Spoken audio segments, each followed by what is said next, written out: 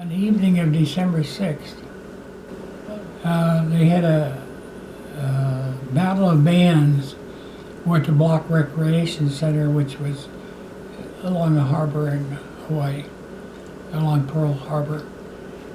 And battleships had great bands. And, you know, Arizona did pretty good in that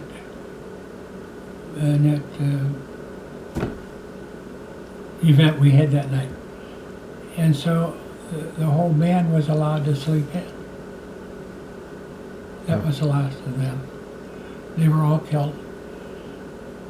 Well, before that, you know, the Army had a radar set up in the hills and the mountains.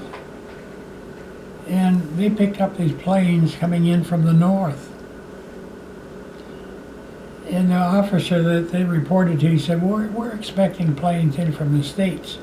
So you guys just shut down and go eat breakfast. The guy didn't have enough sense to think about planes coming in from the north. The States were a little bit to the east of them. And so apparently there was no thought about direction. Well, I think it was about 6 o'clock in the morning, the USS Ward spied a periscope and fired on it and sunk a miniature submarine. Well, you would have thought that would have been flashed out to the fleet immediately. But what I heard was we didn't want to notify the fleet because we need to verify that. Well, by the time they verified it was a little bit too late. Mm-hmm. Well, then it was 7:55 was when the general alarm sounded. It was a beautiful morning, but it wasn't long till the roar of airplanes and bombs filled the air. And so when the general alarm sounded, I was in my living room, or living compartment aboard ship. Which was exactly where?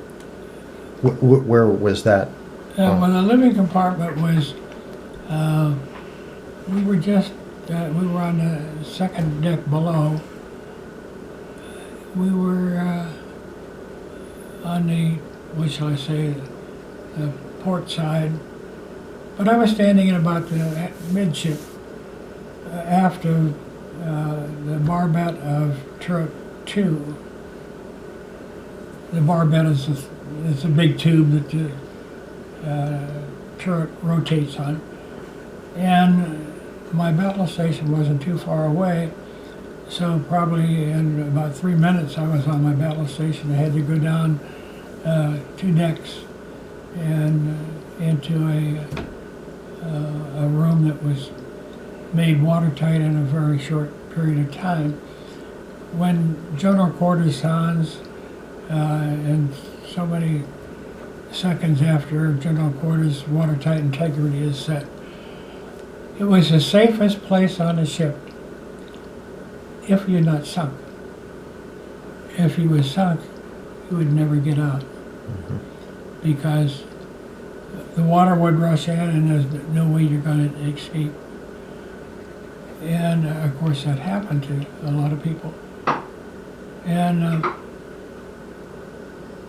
anyway, I was in constant communication with topside gunnery stations, and unbelievable. Ship sitting alongside of you, the West Virginia in our case, sunk because they took torpedoes off the water. Maybe, I don't know whether they took any bombs or not. Tennessee took 2 bombs. Turret 1, or Turret 2 and Turret 3 were both hit. Arizona was the stern of Tennessee, and of course when it blew up, the explosion was so massive it broke the keel of the ship, raised the bow section 2 feet out of the water, And of course, Oklahoma was in front of West Virginia, capsized. Maryland was in front of Tennessee, and it took a bomb in the bow. It was down by the bow a little bit, not bad though. And California was the first one in line, and it was full of fire. And I've heard that they just opened the sea valves and let it settle. Of course, Arizona was astern of Tennessee, Tennessee being my ship. They eventually ran into ground because it was sinking. Japanese hit it pretty hard. And there was a repair ship alongside of Nevada. It got underway, but the seams had been ruptured from the explosions, and so they ran into ground.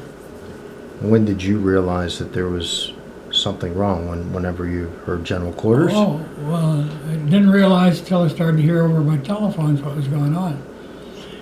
You know, there was, what was it, a total of 353 planes, something like that. Mm-hmm. You know, Admiral Kimmel was court-martialed for having all those ships in the harbor.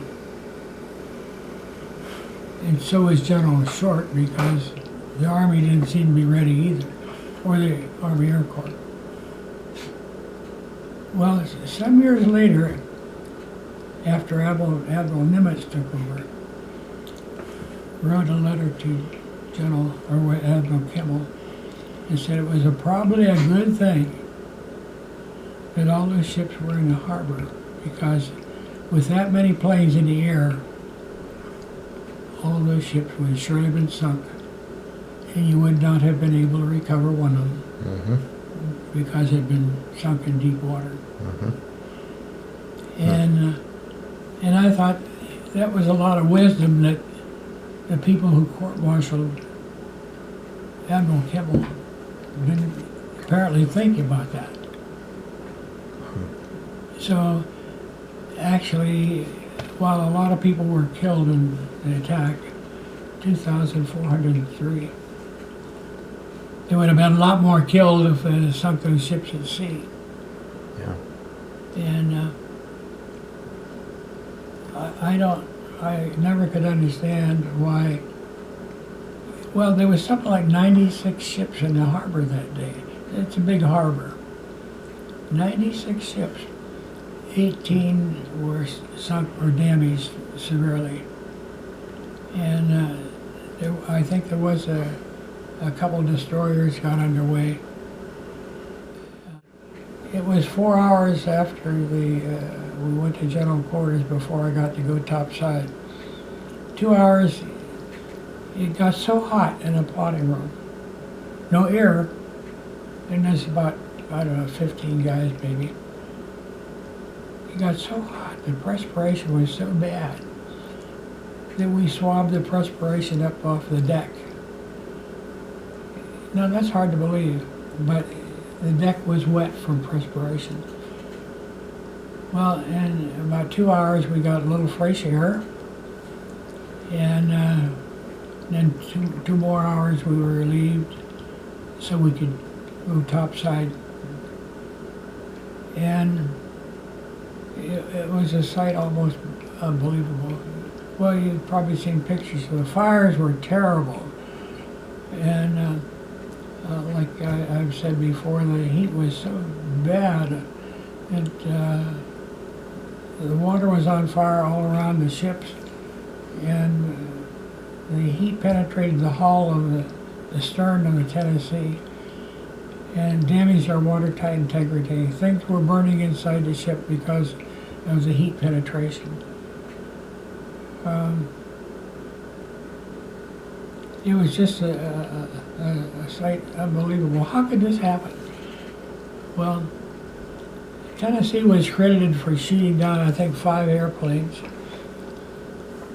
Well, 5 isn't very many out of 350 some planes. And I can remember that evening, I was standing watch on the anti-aircraft director, and some planes were returning from some of the aircraft carriers. I can't remember which ones. And we shot them down. And the shrapnel was falling on board ship, and we had a battery officer who seemed to know what he was doing, and he kept hollering, "Ceasefire, ceasefire." Tennessee didn't fire during that time. Who shot the planes down, I have no idea. I understood there was a third mission planned, but they didn't carry it out because the Japanese admiral feared he'd awakened a sleeping giant. Well, they made some mistakes. They didn't bomb the submarine base. You know, if they'd have bombed the oil fields, it would have been terrible fires, and it would have been years before they got enough fuel back to feed the ships that were survived. And so the Japanese didn't touch the oil fields. We were fortunate that they didn't. What I always was surprised at is why didn't they invade the island? They could have brought troops with them and invaded. Well, now that was kind of discussed. They thought there might be troops, and they kind of figured out where they would land if there was troops, which there wasn't. And our 14-inch battery was trained out to drop shells in that area if that happened.